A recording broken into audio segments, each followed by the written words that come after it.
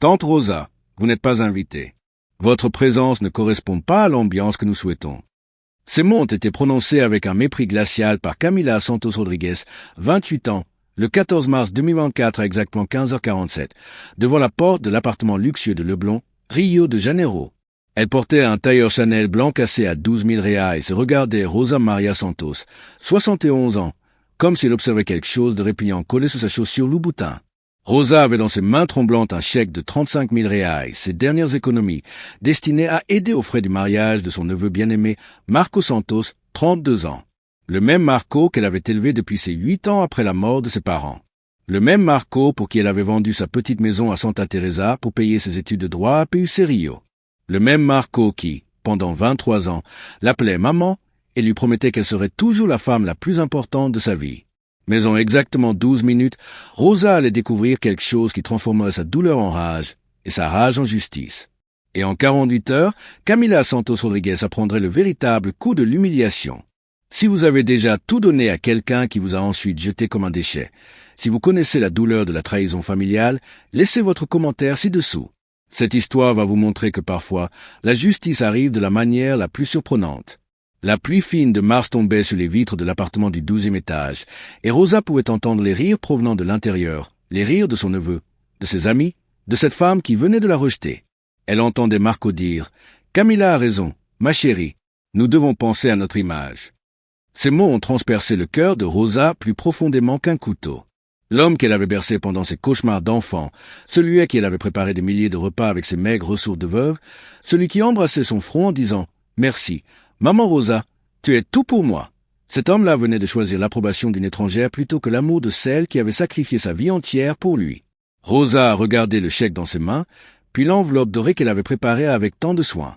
À l'intérieur, une lettre écrite à la main sur du papier parfumé. Mon cher Marco, ces 35 000 reais représentent toutes mes économies, mais voir ton bonheur n'a pas de prix. Que Dieu bénisse ton mariage. Avec tout mon amour, ta maman Rosa. Mais cette lettre ne serait jamais lue. Du moins, pas aujourd'hui. Pour comprendre la profondeur de cette trahison, nous devons revenir 23 ans en arrière, le 8 juin 2001. Ce jour-là, Rosa Maria Santos, alors âgée de 48 ans et récemment veuve, avait reçu un appel qui changerait sa vie à jamais. Carlos Santos, son frère cadet de 35 ans, et sa femme Patricia, 32 ans, venaient de mourir dans un accident de voiture sur la BR 116. Marco, leur fils unique de 8 ans, était devenu orphelin. Rosa travaillait alors comme aide-soignante dans une maison de retraite de Tijuca, gagnant 2 salaires minimum par mois, exactement 362 reais à l'époque. Elle vivait dans une modeste maison de 45 mètres carrés héritée de ses parents à Santa Teresa, avec un petit jardin où elle cultivait des roses rouges et des jasmins. Sa vie était simple mais digne. Le jour où elle est allée chercher Marco à l'orphelinat municipal, l'enfant pleurait et répétait « Je veux papa et maman ».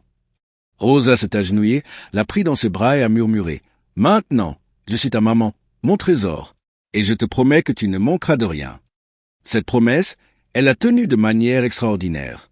En 2003, quand Marco avait 10 ans, Rosa a vendu ses bijoux de mariage, alliance en or 18 carats, boucle d'oreilles héritée de sa mère, une chaîne offerte par son défunt mari pour acheter un ordinateur d'occasion à 1200 reais. L'éducation est l'héritage le plus précieux, disait-elle en regardant Marco découvrir le monde digital. En 2008, quand Marco était en terminale et rêvait d'étudier le droit, Rosa a pris la décision qui allait définir les 15 années suivantes de sa vie. Elle a vendu sa maison bien-aimée de Santa Teresa pour 180 000 reais, toutes ses économies d'une vie, et a déménagé dans un petit appartement de 30 mètres carrés à Madureira. Les 150 000 reais restants après l'achat du nouveau logement ont été intégralement investis dans l'éducation de Marco. PUC Rio, 4 500 reais par mois pendant 5 ans. Cours d'anglais privé, 800 reais par mois pendant 4 ans. Cours préparatoires pour l'examen de l'or, 3 000 reais. Vêtements, livres, transport, nourriture, encore des milliers de reais. Rosa a commencé à travailler 12 heures par jour, acceptant tous les emplois supplémentaires possibles. Le matin dans la maison de retraite, l'après-midi comme femme de ménage dans des bureaux de Botafogo, le soir préparant des collations pour vendre aux étudiants de l'université. Ses mains, autrefois douces, sont devenues rugueuses et pleines de crevasses. Ses cheveux ont blanchi prématurément. Ses genoux ont commencé à faire mal à cause des heures passées à genoux pour nettoyer les sols. Mais chaque sacrifice en valait la peine quand Marco rentrait le soir et criait « Maman Rosa, je suis arrivé ». Il lui racontait ses journées, ses rêves de devenir un grand avocat, ses projets d'acheter une belle maison où ils vivraient ensemble. Un jour, tu ne travailleras plus. Maman, je vais m'occuper de toi comme tu t'occupes de moi. En 2013, Marco a obtenu son diplôme avec mention. Rosa était dans l'auditorium, portant la seule robe décente qu'elle possédait achetée d'occasion pour 35 reais et plairait de fierté. Quand Marco a reçu son diplôme, il a pointé vers elle et a dit au microphone « Cette victoire appartient à Rosa Maria Santos, la femme la plus extraordinaire du monde, qui a sacrifié sa vie pour mes rêves. » L'auditorium entier s'est levé pour applaudir. Rosa pensait que c'était le moment le plus heureux de sa vie. Elle ne savait pas encore combien elle se trompait. Le cauchemar a commencé subtilement le 23 septembre 2023, quand Marco a amené Camila Santos Rodriguez pour la première fois à l'appartement de Madureira. Rosa avait préparé un festin avec ses maigres 2400 reais de retraite, picana à 65 reais le kilo, salade de pommes de terre, farofa spécial et son fameux pudding de lait condensado qui avait toujours été le dessert préféré de Marco. Camila est entrée en regardant autour d'elle comme si elle visitait un musée des horreurs. Elle portait un sac Hermès orange qui coûtait plus que le salaire annuel de Rosa et des lunettes de soleil Prada qu'elle n'a pas enlevées, même à l'intérieur. « Marco, chérie, a-t-elle dit avec un sourire forcé, tu ne m'avais pas dit que ta tante vivait dans ce genre de quartier. » Le mot tante avait été prononcé comme si elle avait un goût amer dans la bouche. Rosa a senti le coup, mais a souri et a répondu « Asseyez-vous, ma chère. J'ai préparé tout ce que Marco aime. » Camila s'est assise sur le bout de la chaise, comme si elle craignait la contamination. Elle a piqué la nourriture avec sa fourchette sans rien goûter et a murmuré à Marco « Nous avons vraiment besoin de rester longtemps? J'ai un dîner important au Copacabana Palace à 20h. » Rosa faisait semblant de ne pas entendre, mais chaque parole était comme un clou enfoncé dans son cœur. La situation a empiré lors de la deuxième visite, le 15 octobre 2023. Rosa avait économisé pendant un mois pour acheter un petit cadeau pour Camila, un foulard en soie de 150 reais acheté au centre commercial de Madureira. « Pour vous souhaiter la bienvenue dans notre famille », avait-elle dit avec une tendresse sincère. Camila a pris la boîte et l'a ouverte sans enthousiasme. « Oh !» a-t-elle dit en regardant le foulard comme s'il était contaminé. « Comme c'est mignon. Marco, tu peux le mettre dans la voiture? Je ne veux pas l'oublier. » Rosa a vu par la fenêtre Camila jeter le paquet dans la poubelle dès qu'elle est sortie de l'immeuble. Cette nuit-là, Rosa a pleuré pour la première fois depuis des années. Mais le pire était encore à venir. Le 2 décembre 2023, Marco a annoncé les fiançailles. Rosa était aux anges. « Nous allons faire une petite fête ici à la maison », a-t-elle proposé, les yeux brillants. « J'invite nos voisins, mes collègues de l'église. »« Non !» Camila avait pratiquement crié. « Excuse-moi, tante Rosa, mais nous avons déjà tout planifié. Ce sera une fête intime au country club de Barra da Tijuca, seulement pour nos amis du même niveau social. Mais je peux venir, n'est-ce pas? » Rosa avait demandé, la voix tremblante. Camila et Marco avaient échangé un regard. « Bien sûr, » avait finalement dit Marco. « Tu es de la famille. » Mais le jour de la fête, le 20 décembre, quand Rosa est arrivée au country club portant sa meilleure robe, la même qu'elle portait aux occasions spéciales depuis 10 ans, le portier l'a arrêtée. « Madame, vous avez une invitation ?» Rosa a montré le message WhatsApp de Marco avec l'adresse et l'heure. Le portier a appelé, puis a raccroché avec une expression gênée. « Je suis désolé, madame, mais votre nom n'est pas sur la liste. » Rosa a appelé Marco. Il a répondu après 8 sonneries. « Ah, maman Rosa, écoute, il y a eu un malentendu. Camila a organisé quelque chose de très formel et peut-être que ce serait mieux si tu venais nous voir demain. D'accord ?» Rosa est rentrée à Madureira sous la pluie, dans le bus 309, entourée de regards compatissants des autres passagers qui voyaient une femme âgée pleurer silencieusement. Elle qui avait toujours été forte, qui avait affronté la pauvreté, la solitude, les sacrifices sans jamais se plaindre, se sentait pour la première fois de sa vie vraiment humiliée. Mais cette humiliation n'était qu'un avant-goût de ce qui l'attendait. Le 8 janvier 2024, Marco a appelé Rosa avec une voix inhabituellement tendue. « Maman Rosa, nous devons parler. Peux-tu venir à l'appartement de Camila cet après-midi ?» Rosa a pris le bus 370 jusqu'à Leblon, un voyage de 1h45 depuis Madureira. Elle portait sa robe bleu préférée et avait apporté des brigadeiros faits maison, la recette que Marco adorait depuis enfant.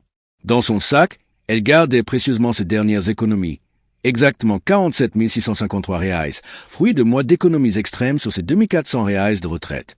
L'appartement de Camilla au 12e étage de l'Edificio Golden Tower avait une vue directe sur la plage d'Ipanema. Les 180 mètres carrés étaient décorés avec des meubles griffés, un canapé rose Beaubois à 35 000 reais, un lustre baccarat à 18 000 reais, des œuvres d'art contemporain qui coûtaient plus que tout ce que Rosa avait possédé dans sa vie. « Assieds-toi, maman !» avait dit Marco, évitant son regard.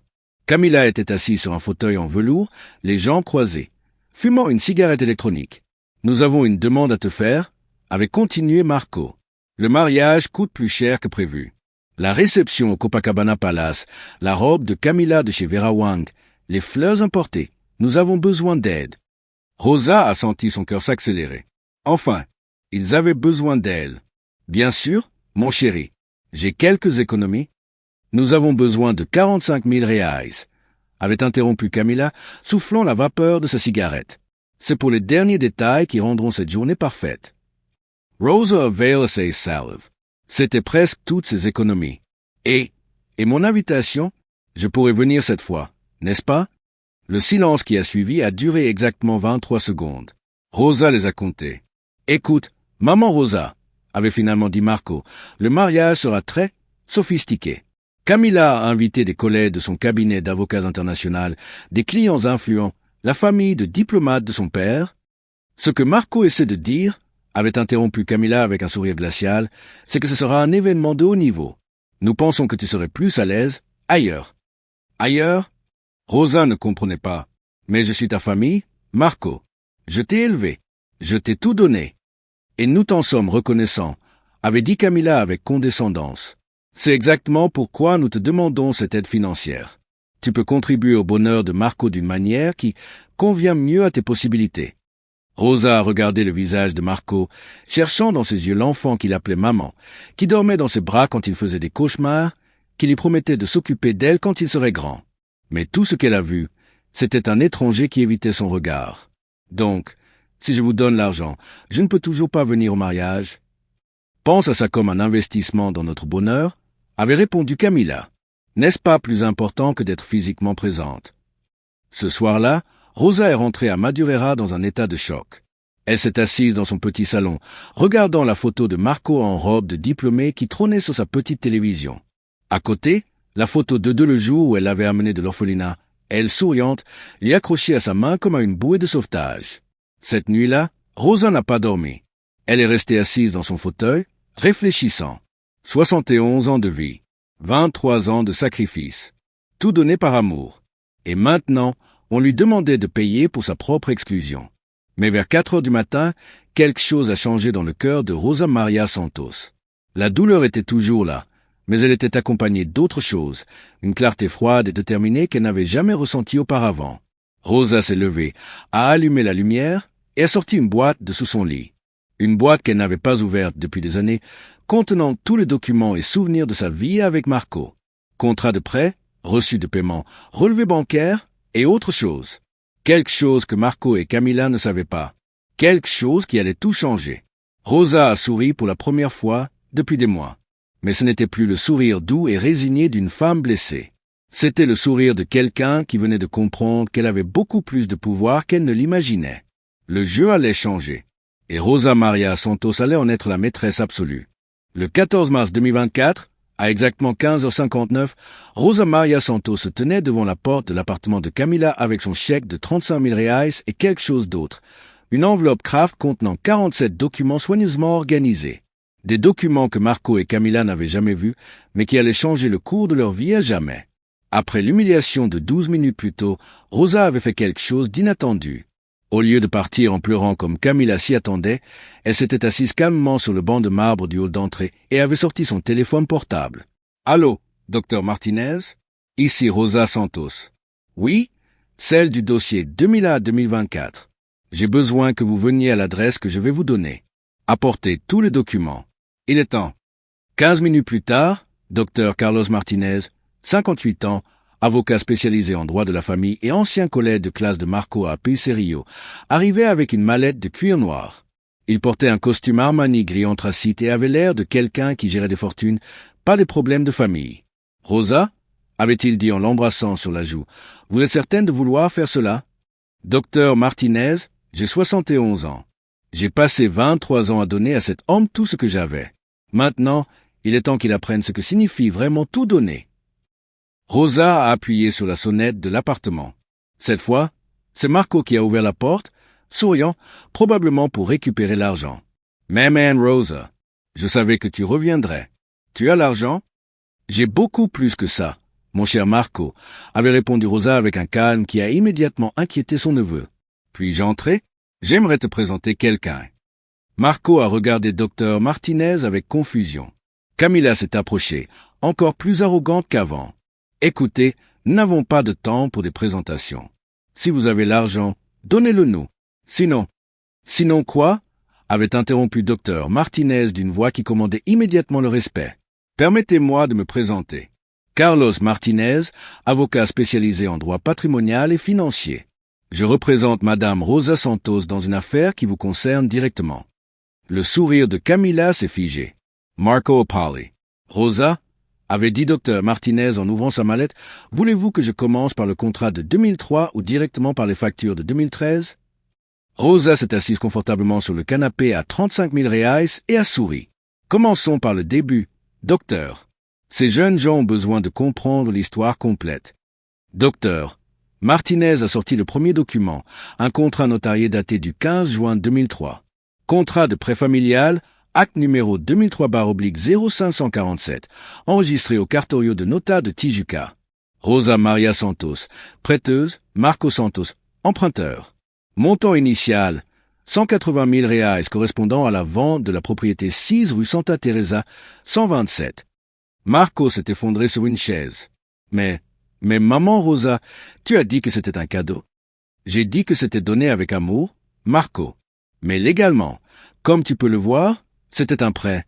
Un prêt à taux zéro par affection familiale, avec clause de remboursement exigible à tout moment. Tu as signé ce document le jour de tes 18 ans, le 23 juin 2006. Docteur Martinez a continué. Supplément au contrat 2008, 54 000 reais pour les frais d'université. 2009, 12 000 reais pour le cours d'anglais. 2010, 8 500 reais pour l'ordinateur et les livres. 2011, 15 000 reais pour le stage non rémunéré. Dois-je continuer? Camilla avait la bouche ouverte, mais aucun son n'en sortait. Le total, actualisé avec l'indice IGPM plus 5% d'intérêt annuel composé taux légal pour prêts familiaux selon l'article 406 du Code civil, s'élève aujourd'hui à exactement 847 392 reais et 67 centimes. Hewitt 540 September Mill Raise.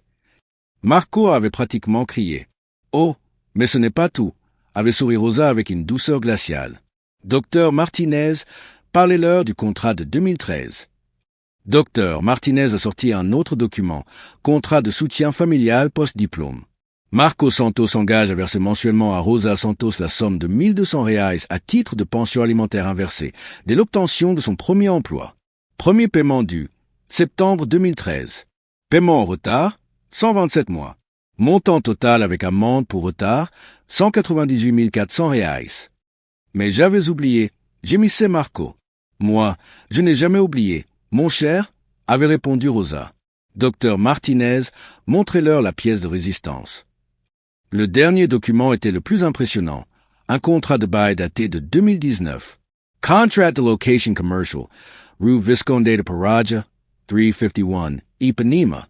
Propriétaire, Rosa Maria Santos. Locataire, cabinet d'avocats Santos et associés.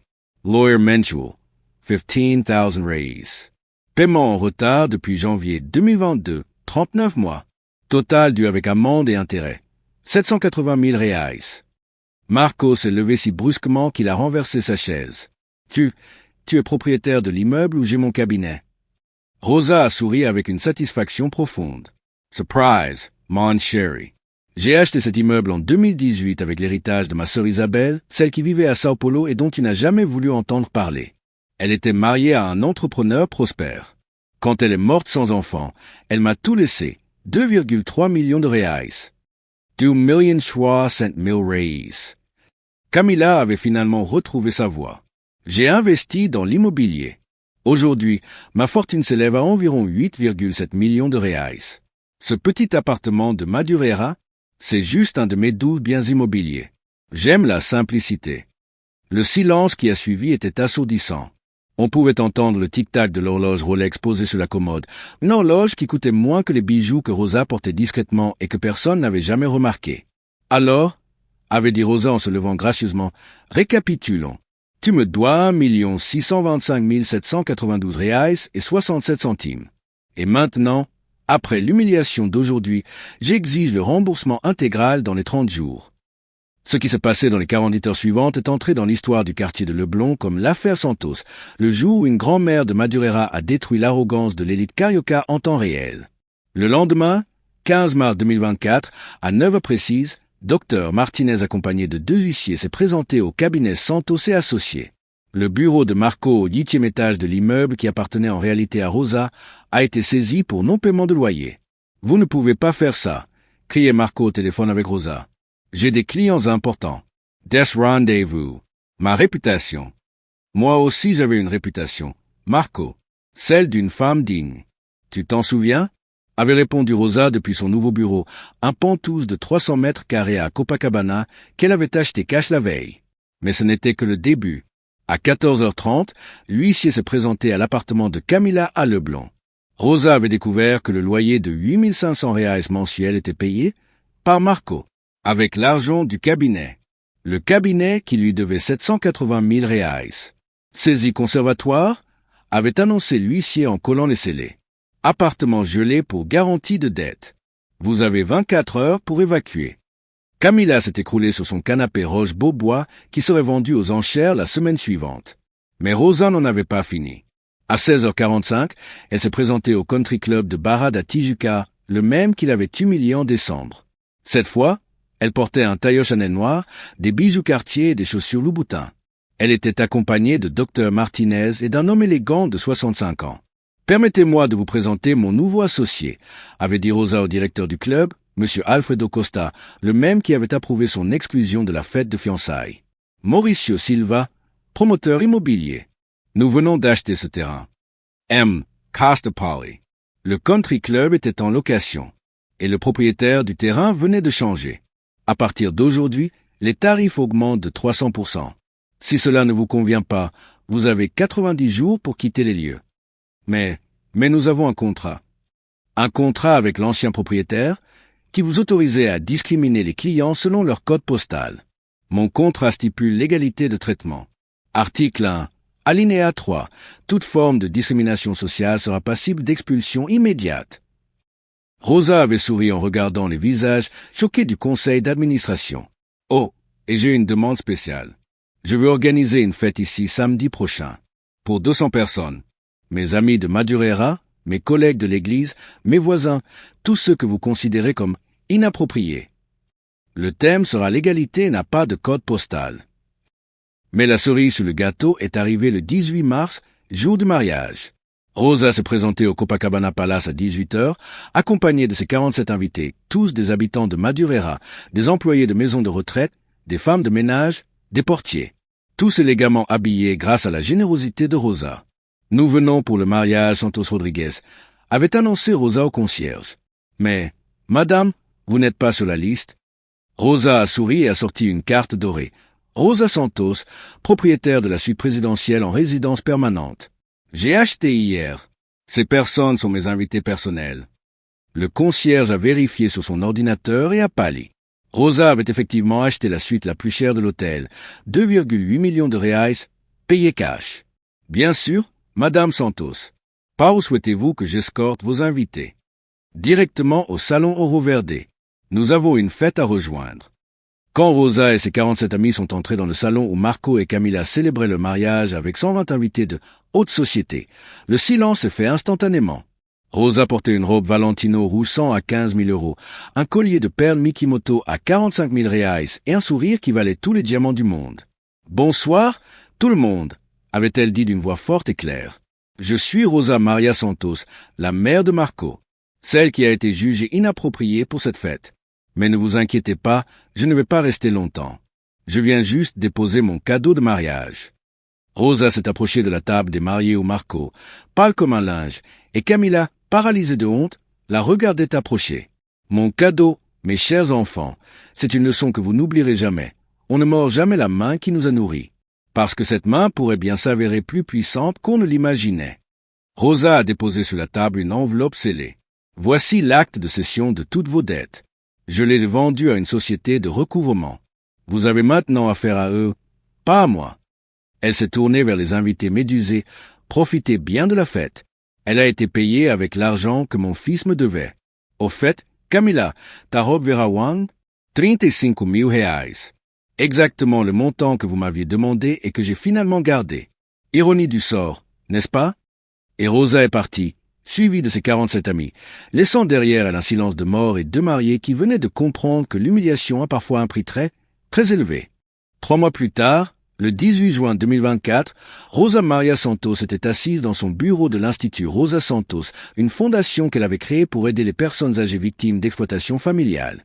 L'Institut occupait un immeuble de 800 mètres carrés à Botafogo et employait 23 personnes, dont 15 anciens bénéficiaires du programme. Ce matin-là, elle avait reçu un appel qu'elle attendait depuis longtemps. « Allô, Maman Rosa ?» La voix de Marco était brisée, tremblante. « S'il te plaît, nous devons parler. » Rosa avait regardé par la fenêtre de son bureau le Christ rédempteur qui dominait la ville. « Nous pouvons parler, Marco. Mais cette fois, tu viens chez moi, à Botafogo, à mon bureau. » À 15 heures, Marco est arrivé seul. Il avait perdu 12 kilos.